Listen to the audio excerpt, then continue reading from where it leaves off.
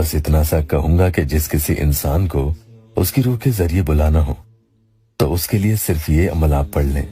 वो जिस किसी हाल में भी, जहां कहीं भी और दुनिया के जिस किसी कोने में भी छुपा हुआ बैठा भी होगा, मुवक्किल उसे घसीटते हुए आपके पास ला पटकेंगे। यहाँ रूह के जरिए का मतलब ये कि उसके अंदर से ही आवाज आएगी कि आपको फला शख्स बुला रहा है और आपको उसके पास हाजिर होना चाहिए और आपको उसके पास हाजिर होना ही पड़ेगा। वो इस फरमान की नाफरमानी नहीं कर सकेगा।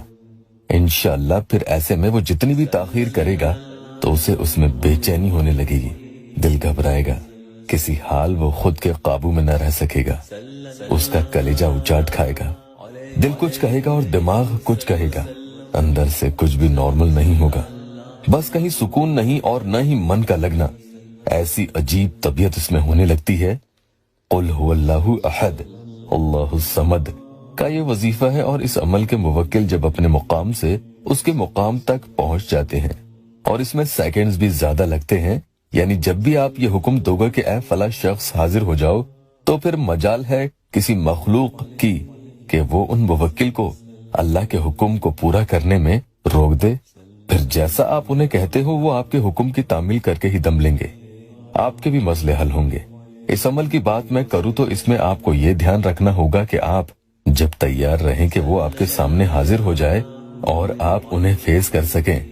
इसमें आपको कोई परेशानी न हो तो ही आप इस अमल को पढ़ लें। और हाँ, कहीं ऐसा न हो कि अमल करने के बाद आप फोन को इधर उधर कहीं रख दें और उनका फोन बजता रहे और आप उठाए ना, क्योंकि हो सकता है कि अगर वो एक बार फोन करने की कोशिश भी करेगा तो बार बार न भी करे।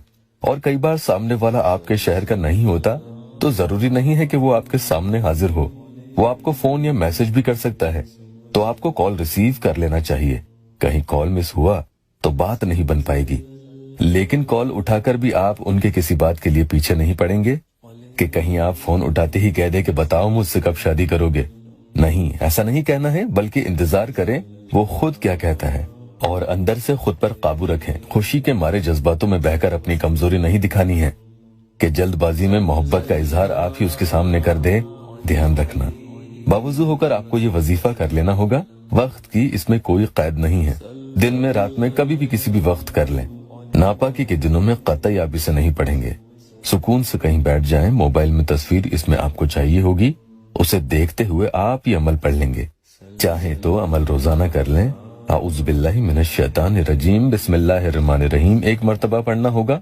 उसके बाद कुल हुवल्लाहु अहद मोहब्बत मुती व हाजिर फला अल्लाहुस समद, इसमें आपको फला की जगह उस इंसान का नाम ले लेना है, लेकिन उसकी तस्वीर को भी बीच बीच में देखते हुए जाना है।